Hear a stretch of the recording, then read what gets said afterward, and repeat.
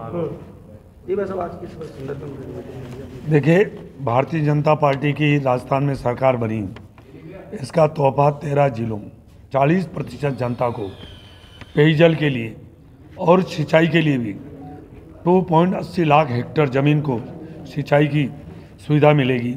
मैं कह सकता हूं कि हमारे देश के यशस्वी प्रधानमंत्री नरेंद्र भाई मोदी जी का विजन है सबका साथ, सबका विकास, सबका विश्वास, सबका प्रयास। इसके अंतर्गत जो ये ऐतिहासिक कल समझौता हुआ है, ये 13 जिलों के लिए वरदान साबित होगा। उसमें अजमेर जिला भी है। विशेष तौर से अजमेर जिले के लिए पानी का बहुत बड़ा संकट था। सिंचाई की तो बात छोड़ो, पीने का पानी भी जो पूर्ववर्ती 5 साल कांग्रेस से सरकार रही है, यहाँ अजमेर शहर एक स्मार्ट सिटी का चयन किया था, वहाँ भी बेहतर घंटों में पानी नहीं आ रहा था। परंतु अब इस परियोजना ERCP की इस परियोजना के तहत जो ये पूर्वी राजस्थान नहर परियोजना है, इसके तहत एक बहुत बड़ा सिंचाई को पानी मिलेगा और 40% जनता को पीने का शुद्ध पानी मिलेगा।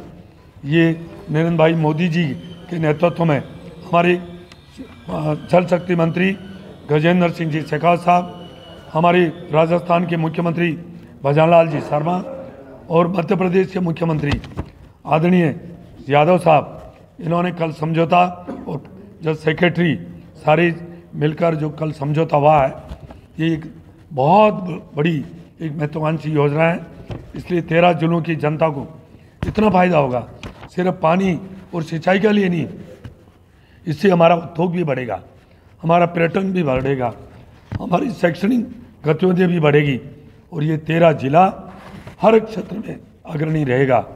ये हमारे लिए सौभाग्य की बात है, क्योंकि देश की आज़ादी के बाद ये नदी जोड़ो योजना जो प्रधानमंत्री अटल बिहारी जी, पूर्व प्रधानमंत्री आदरणीय अटल बिहारी जी वाजपेयी जी ने जो सपना सजोया था, वो काम, क्योंकि मनमोहन सिंह जी आगे थे और वो काम ठंडे बस्ते में चला गया था, परंतु उस काम को हमारे देश के यशस्वी प्रधानमंत्री नरेंद्र भाई मोदी जी के नेतृत्व में आज वो सपना साकार लिया जा रहा है और ये जल्दी से जो समयबद्ध ये काम शुरू होगा।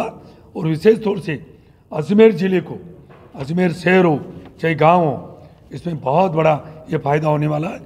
पानी की संकट पीने का तो होगा ही, सिंचाई की जो सुविधा भी होगी और एक बहुत बड़ा मैं कह सकता हूँ कि स्वर्ण अक्षर में ये कल का जो दिन था 28 जनवरी ये लिखा जाएगा।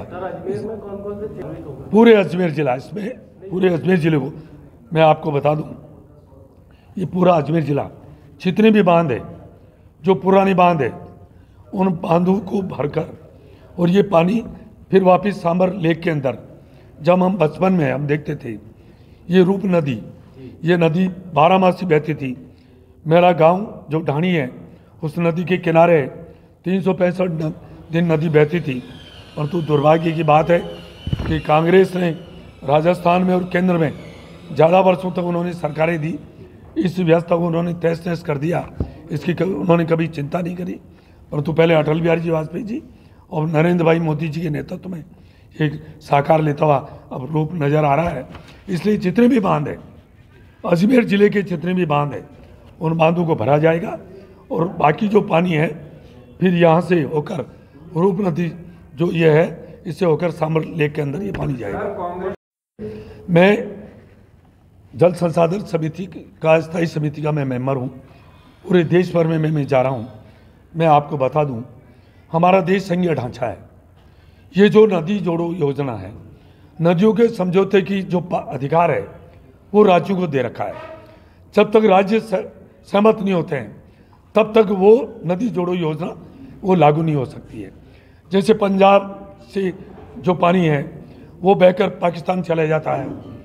मैं दूसरी कौन से कहूँ, हमारी जो बिशनपुर डैम है, जब ज़्यादा बारिश होती है 2-3 साल में एक दफ़े, वो पानी बंगाल की खाड़ी में चला जाता है और ये मध्य प्रदेश होते हुए।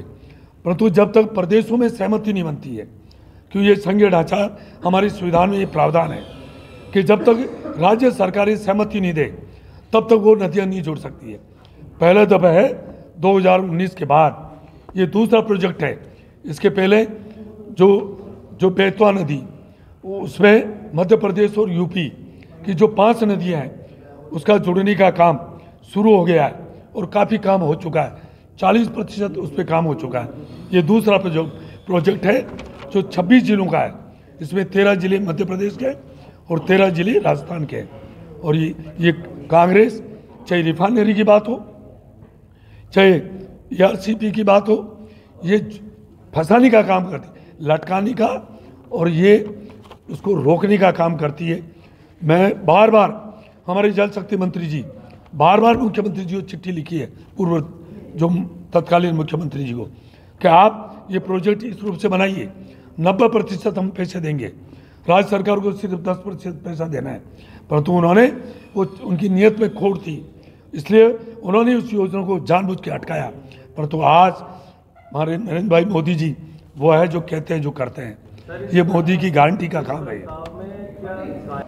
पूरे जिले को जोड़ा है, कायड़ है, पुष्कर है, जितने भी बांध है, ऊंटड़ा का तालाब है, इतने जहाँ भी चाहिए जितने भी तालाब है बड़े पूरे जिले भर में, सारे बांधों को जोड़ा जाएगा।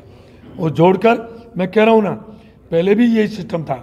जब हमारे बचपन में हम आते थे, ये पानी फाई सागर, आना सागर, फिर इधर कायड़ का तालाब, फिर ऊंटड़ा का तालाब, फिर आगे अरड़ का, फिर निम्बार्क जो बांध हो गया है जिसको सिंगला बांध बोलते थे, उससे होते हुए फिर आगे ये रूप नदी होते हुए सांबर झील में पानी जाता था। ये दो इशू और थे, जिसमें एक कोटा ट्रेन, दूसरा अजमेर कोटा जो राष्ट्रीय, ये मैं आपको बता दूं, नसीराबाद से देवली तक राष्ट्रीय राजमार्ग, उसके लिए हमारे केंद्रीय मंत्री नितिन गडकरी जी ने सहमति दे दी है।